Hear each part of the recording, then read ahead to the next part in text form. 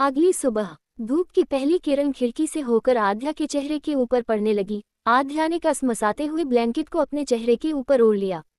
उसे इस समय अपने पूरे शरीर में बेइंतहा दर्द महसूस हो रहा था, मानो जैसे उसके ऊपर हजारों बुलडोजर चला दिए गए हों। साथ ही उसे अपना सर भी फटता हुआ महसूस हो रहा था। इस दर्द को महसूस करते हुए उसने ब्लैंकेट के अंदर लेटे हुए ही दर्द से उसने अपना सर पकड़ लिया। मेरा सर। लेकिन तभी उसे अपने शरीर के ऊपर किसी का हाथ महसूस हुआ। यह महसूस करते ही उसकी नींद एक झटके में उड़ गई और उसने झटके से अपनी आंखें खोल ली। आंखें खोलते ही आध्या को एहसास हुआ कि वह इस समय अपने घर में नहीं बल्कि किसी अनजान जगह पर है। साथ ही उसने महसूस किया कि उसके शरीर पर उसके कपड़ों की जगह एक बाथरोब था। यह एहसास होते ही वह बुरी तरह घबरा गई और उसने याद करने की कोशिश की कि आखिर उसके साथ कल रात क्या हुआ था। उसे बस इतना याद था कि उसने जो ड्रिंक की थी उसके बाद उसे बेहोशी सी छाने लगी थी।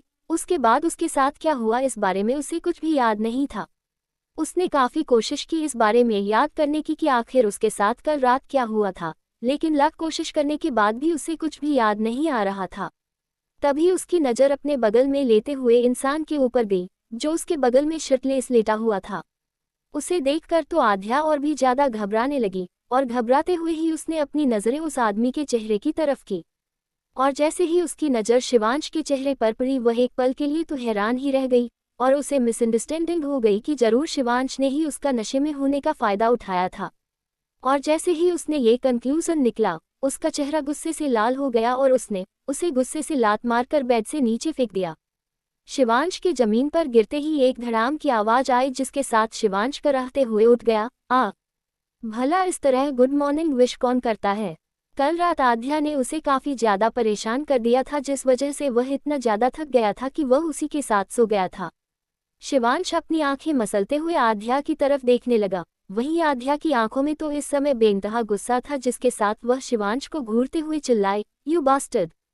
तुम्हारी हिम्मत भी कैसे हुई मेरा फ़ायदा उठाने की? आध्या की इस बात को सुनकर पहले तो शिवांश हैरान हो गया, लेकिन फिर अगले ही पल उसके होठों पर एक शैतानी मुस्कान आ गई, जिसके साथ वह आध्या को देखते हुए बोला, मैंने आपका फ़ायदा उठाया?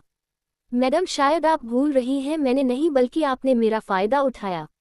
उसकी इस बात को सुनकर आध्या दंग रह गई। वहीं दूसरी तरफ अपनी आखिरी लाइन कहते ही शिवांश ने अपना चेहरा ऐसा बना लिया जैसे उसके साथ जबरदस्ती हुई हो, और फिर वह आगे बोला, कल रात आप इतने नशे में थी कि आपने मेरी एक नहीं सुनी और मेरे साथ। और इतना कहते हुए उसने रोने का नाटक करना शुरू कर दिया और अपना चेहरा छुपा लिया। वहीं उसकी बात सुनकर आध्या पहले तो हैरान रह गई, लेकिन फिर उसके दिमाग में कल रात की कुछ धुंधली तस्वीर घूमने लगी जिम वह शिवांश को पैशनेटली किस कर रही थी। ये याद आते ही आध्या का पूरा चेहरा शर्म से लाल हो गया, जिसे शिवांश चुपके से अपने हाथों के बीच से देख रहा था। और जैसे ही उसने आध्या के चेहरे पर शर्म की लाली अच्छी, उसके चेहरे पर एक शैतानी मुस्कान आ गई, जिसे उसने तुरंत ही छुपा लिया और अपना चेहरा दोबारा से उदास बनाते हुए आगे कहा, मैंने आपको रोकने की काफ़ी कोशिश की, लेकिन आपने मेरी एक नहीं सुनी और मेरे साथ। लेकिन वह इससे आगे कुछ भी बोल पाता। आध्या गुस्से से उस पर चिल्लाते हुए कहा, अपनी बकवास बंद करो, ऐसा कुछ भी नहीं हुआ था, मैंने बस तुम्हें किस। लेकिन वह इससे आगे कुछ कहती कि तभी शिवांश उसकी तरफ एक शैतानी मुस्कान से देखते हुए बोला, तो आपको सब याद आ ही गया मैडम। वही उसकी इस बात को सुनकर आध्या हड़बड़ा गई। उसे हड़बड़ाया हुआ देखकर शिवांश एक कदम आगे लेकर उसके बेहद करीब आ गया और धीरे से बोल, तो आपको शायद ये भी याद होगा कि कल रात हमारे बीच और क्या क्या हुआ। शिवांश की इस बात को सुनते ही आध्या का चेहरा एक बार फिर गुलाबी होने लगा, लेकिन जैसे ही उसे कुछ याद आया उसका चेहरा तुरंत बदल गया और उसने गुस्से से शिवांश को घूरते हुए कहा, अपनी बकवास करना बंद करो।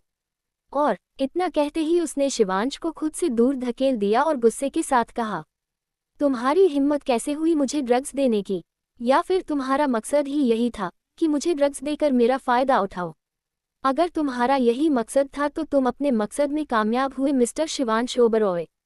ये कहते हुए आध्या का चेहरा गुस्से से लाल हो गया था।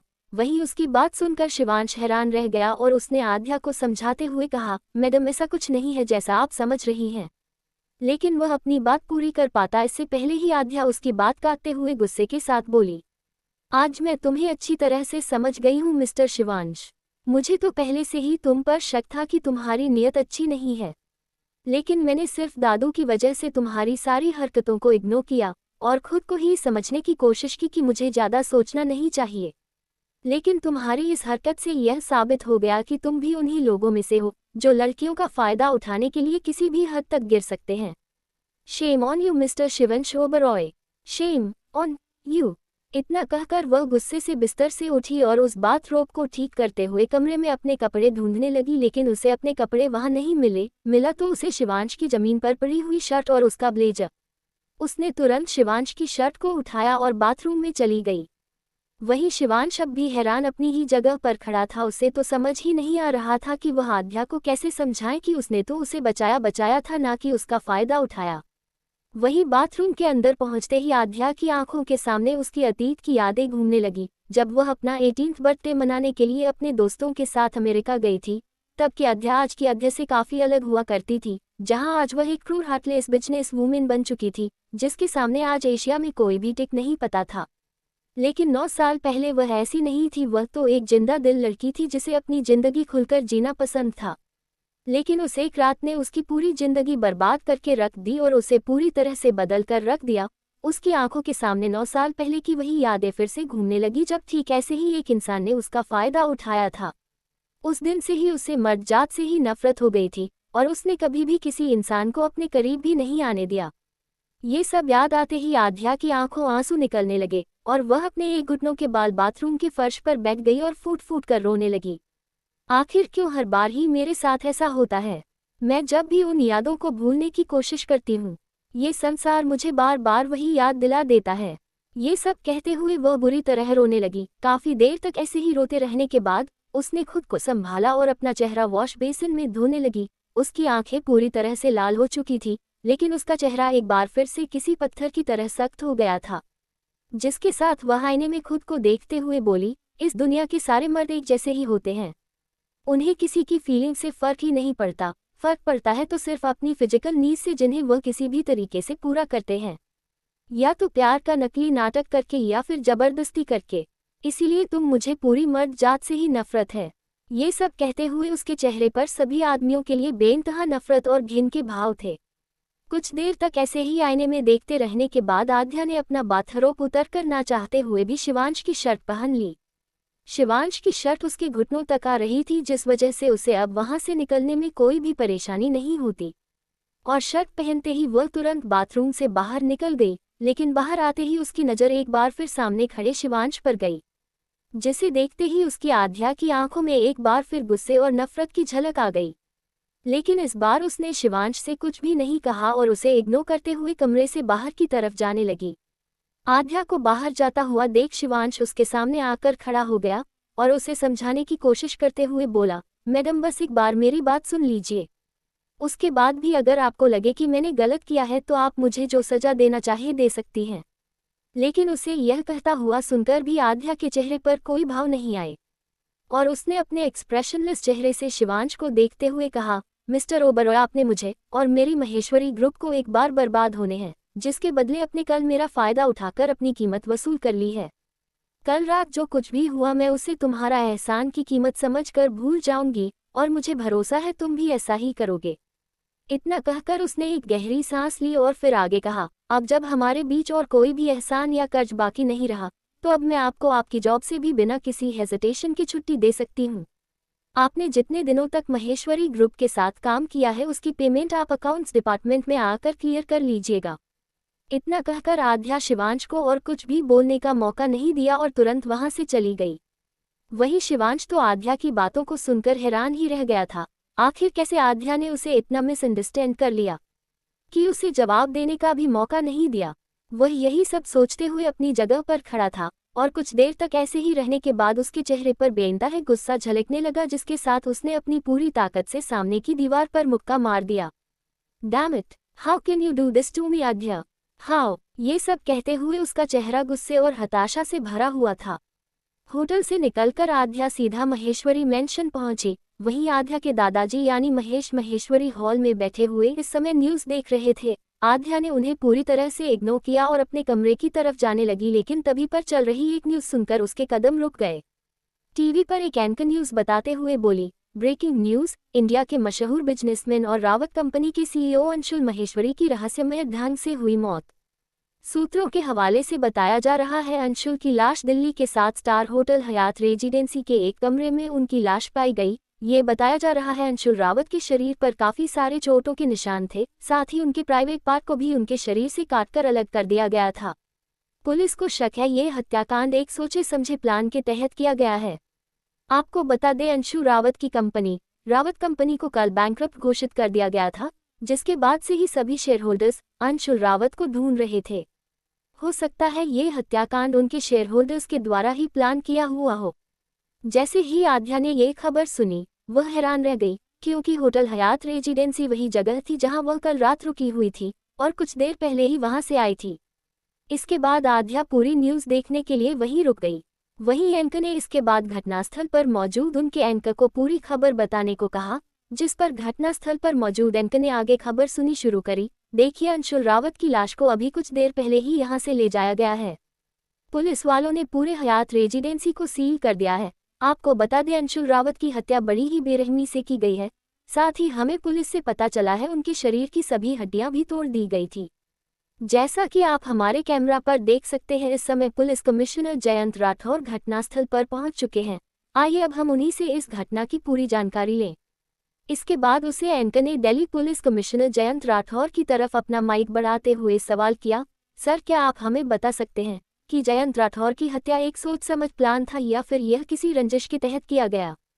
एंकर का सवाल सुनकर जयंत राठौर के चेहरे पर परेशानी आ गई, जिसके साथ उसने एंकर को जवाब देते हुए कहा, देखिए अभी हमारी टीम अंशुल रावत की हत्या की जांच कर रही है।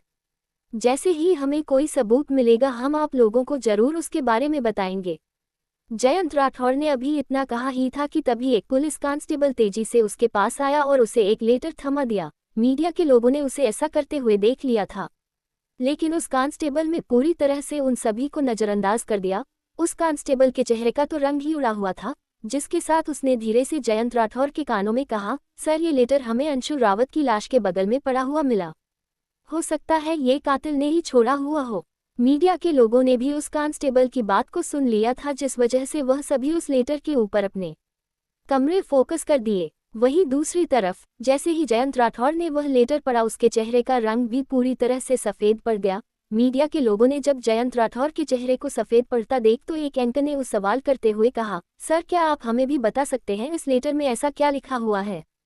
जिस पर जयंत राठौर ने खुद को संभालते हुए दर्द भरे लहजे में कहा, डार्क लॉर्ड उद्धरण चिन्ह। जैसे ही सभी लोगों ने डार्क लॉर्ड का नाम सुना, सभी मीडिया वाले तक घबरा गए। उन सभी के चेहरों का रंग उड़ गया, साथ ही उनके हाथों में थामे हुए उनके माइक तक से उनकी पकड़ छूटने लगी। डार्क लॉर्ड एक ऐसा नाम जो लोगों को खौफ में डालने के लिए काफ़ी था। पूरी दुनिया में ऐसा कोई भी नहीं होगा जिसे इस ऑर्गेनाइजेशन का पता नहीं होगा। ये ऑर्गेनाइजेशन पूरी दुनिया के अंडरवर्ल्ड पर राज करती थी और इस ऑर्गेनाइजेशन का राजा था डार्क लॉर्ड। आज तक पूरी दुनिया में किसी ने भी डार्क लॉर्ड का चेहरा नहीं देखा था, क्योंकि वह आदमी अंधेरे में रहकर लोगों का शिकार किया करता था। उसकी पूरी आर्मी उसी की तरह काम करती थी। उन लोगों की एक खासियत थी कि वह लोग किसी को खत्म करने के बाद कोई भी सुराग नहीं छोड़ते थे, सिर्फ एक लेटर के सिवाय। उस लेटर में करने वाले के सभी काले कारनामों का कच्चा चिट्ठा होता था, और ठीक वैसा ही लेटर इस समय जयंत राठौर के भी हाथ में था। जयंत राठौर ने अपने कांपते हुए हाथों के साथ उस लेटर को मीडिया के सामने दिखाया। उसके ऐसा करते ही सभी कैमरामैन ने अपना कैमरा लेटर के ऊपर फोकस कर दिया, जिस पर अंशुल रावत की पूरी जिंदगी का कच्चा चिट्ठा लिखा हुआ था। उस लेटर में लिखे हुए अंशुल के काले का नाम को पढ़कर मीडिया वालों के साथ साथ यह न्यूज़ देख रही आध्या तक दंग रह गई, क्योंकि इस लेटर में अंशुल की जिंदगी के ऐसे डार्क सच थे जो आध्या तक को पता नहीं थे, जैसे कि लड़कियों को नशे की गोलियां देकर उनका रेप करना और साथ ही उनकी वीडियो बनाना। वहीं दूसरी तरफ तभी एक कांस्टेबल ने जयंत राठौर को एक फ़ोन पकड़ाया। आध्या तुरंत ही उस फ़ोन को पहचान गई, यह फ़ोन अंशुल का ही था। वहीं जयंत राठौर ने उस फ़ोन को जैसे ओपन किया तो उसे फ़ोन में एक नोटिफिकेशन पॉपअप होते हुए मिला। जयंत राठौर ने तुरंत मैसेज ओपन किया तो उस मैसेज में लिखे हुए शब्द पढ़ते ही उसने तुरंत वह फुटेज मीडिया को पकड़ा दी और उन्हें उसे चलाने को कहा। मीडिया ने तुरंत वह वीडियो फुटेज अपने चैनल पर चलनी शुरू कर दी। जैसे ही वह वीडियो शुरू हुआ तो सभी लोगों को दिखा अंशुल रावत एक लड़की को अपने साथ लेकर कमरे के अंदर जा रहा था। उस लड़की को देखकर साफ पता चल रहा था वह लड़की नशे में है। उस वीडियो में लड़की का चेहरा पूरी तरह से ब्लर, जिस वजह से उसकी असली पहचान का पता लगाना काफ़ी मुश्किल हो गया था।